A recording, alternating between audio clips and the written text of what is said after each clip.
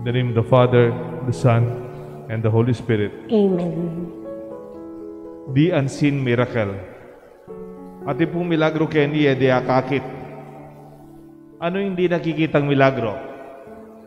Obvious naman yung milagro is the miracle of the feeding of the 5,000 from 7 fish and from 7 bread and a few fish.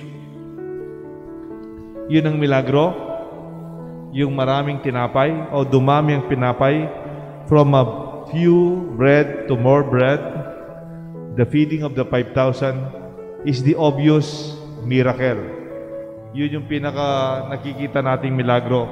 Pinakain ang 5,000. Konti at dumami ang tinapay.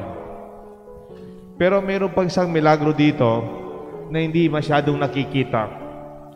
The less obvious miracle. Pero sa tingin ko, ito ang susi sa tunay na milagro sa araw-araw na buhay natin. You don't have to be like Jesus who can feed 1,000 in an instant.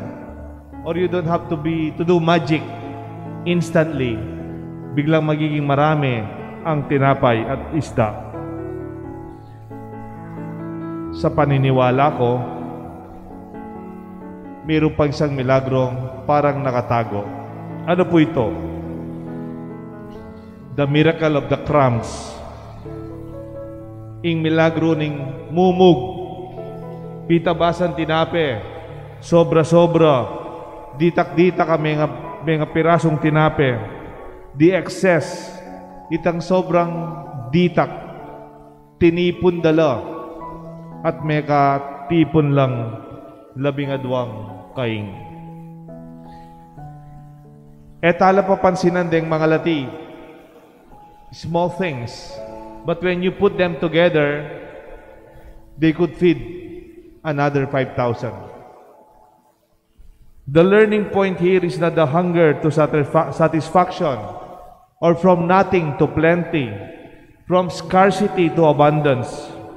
It is about the lesson of the gradual daily gathering of small amount of excess and picking up the crumbs, and in the long run, they become plenty.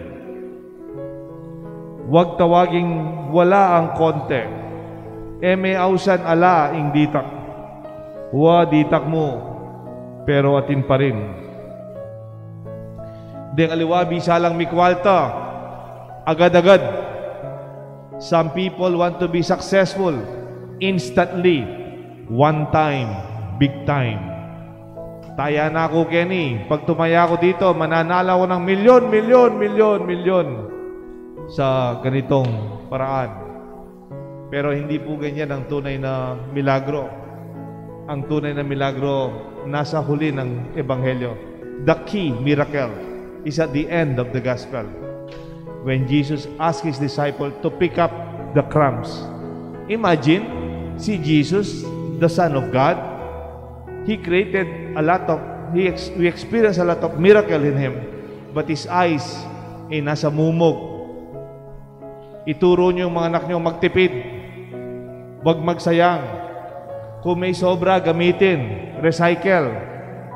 In the long run, dadami. Kung minsan, hindi man yung pinakamalaking sweldo ang talagang yumayaman. Ang talagang yumayaman, yung pinakamalami ang naiipon. Pwede nga sweldo mo, 50,000 ang buwan. Pero ang gastos mo, 52,000 ang buwan. May utang ka pa sa credit card mo. May binabayaran ka pa, kulang pa. Pero sweldo ko, kunyari, sweldo ko sa opisina, 20,000. Pero ang gastos ko, 12,000 lang. In the long run, sino magiging mas mayaman?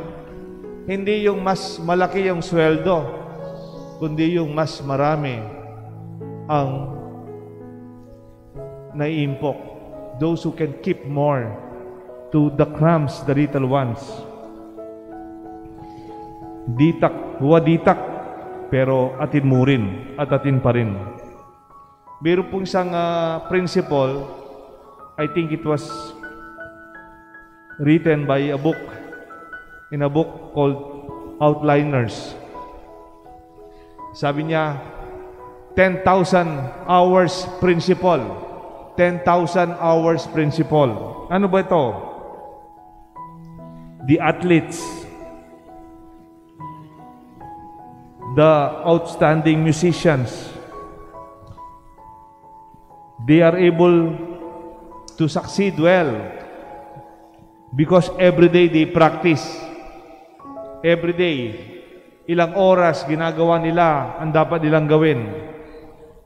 And after a long time, after more than 10,000 hours, they become experts. Alam niyo po yung Beatles? Medyo matandang singer na po to. Beatles.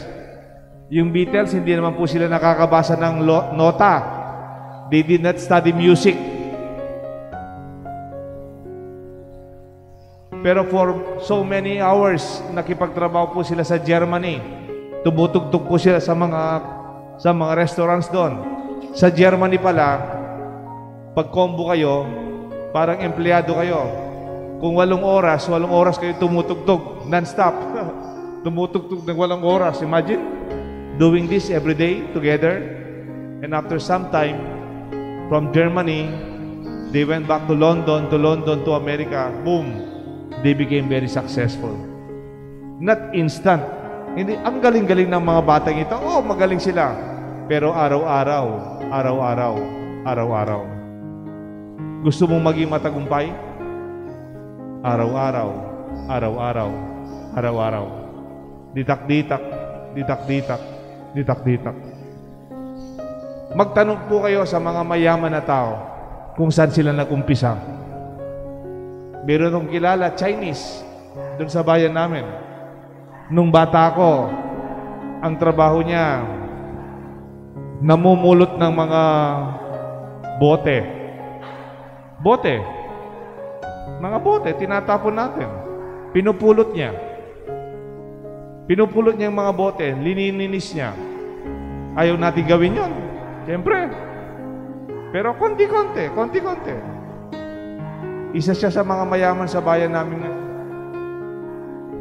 I realize how that gradual growth from the small crumbs led to the feeding of the 5,000. Gradual, small, slow, but steady and sure, moving, changing, developing by fine and otherwise sometimes imperceptible degrees. Kung minsan hindi mo man napapansin, pero nangyayari ang milagro ng araw-araw. The law of all creation is a process of graduality. Is there a term? Graduality or gradualness. Growth shaping the rocks, mountains, and continents. Imperceptible is like slow fire changing deeply what is inside. Change is possible. Change is happening. It may not be seen or it may not be obvious. It may not be protrusive, but it happens. Ito po sana ang pinanggagalingan ng ating pag-asa. Napapansin niyo po yung mga anak ninyo? Yung mga anak ninyo, hindi mo man napapansin lumalaki, di ba? Kasi kasama mo sila araw-araw. Pero kung minsan ako, dahil kung minsan bibisita ko sa inyo, after the pandemic, magkikita ko yung mga anak ninyo, mabibigla ka na lang. Ba? Ang tatangkad na nila, ang lalaki na nila. Konti-konti, araw-araw, konti-konti. May picture po ako dito, nung bagong dating ako dito, more than 2 years ago, yung mga bata dito, malilit, may picture ako, dito lang sila. And I was so surprised, 2 years pa lang, without even noticing it. Bah! Ilapi na din eh. Ditak-ditak. May pag-asa ang tao hanggat may buhay. Ang pagbabago ay tanda ng buhay. Kahit sa ating pagkatao, ang pagbabago ng ating kalooban, konti-konti. Hindi naman yung instant, bigla kang bumait. Instant, parang natabahan ka ng giglat, bigla kang banal. Natabahan ka ng biglat, bigla kang naging mabuting tao. It is an experience of gradual change. Even the disciples were with Jesus every day. Ang tagal niyang kasama ni Jesus itong mga disipulo. pero hindi kagad-kagad ang kanilang pagbabago. In the long run, ito yung favorite kong expression, in the long run, sa katagalan, magbabago pa rin kahit yung pinakamatigas na puso. Many miracles happen, but they are not instant. They are not obvious. They are not one time, big time. Alam gusto sabihin ng Opus Dei? Ang Opus Dei gusto sabihin, God at work. Ang Diyos nagtatrabaho. And when God is working, it means it must be something good. It must be something for the better. Ang kalaban lang natin, kagad tayong naiinip. Gusto natin big time kagad. Gusto natin pag yumaman tayo, minsanan lamang. O gusto natin pag nagbago ang tao, biglang mabait. There is gradualness. Unti-unti. Automatic. In Greek, kusang tumutubo, parang yung mga halaman. You do not notice but they are growing. Huwag minamaliit ang maliit. Unless a grain falls into the ground and dies, it shall not bear fruit. Falling is an integral part of growing in our process. Kaya nga po, ito ang ating panalangin. Seeing one another, hindi po sana tayo nawawala ng pag-asa araw-araw. Huwag po sana tayong sumuko. Huwag po tayong magpadala sa mga nagmamadali sa pagbabago. Kung minsan yung mabilisang pagbabago, it's not sustainable. Hindi talaga nagtatagal. Ito po ang ating mabing balita. We have to trust Him. Magtiwala po tayo sa Diyos. Kahit hindi natin nakikita, may milagrong nangyayari sa kabutihan ng ating Diyos who is willing to work with us. May God bless us all in the name of the Father and of the Son and of the Holy Spirit. Amen.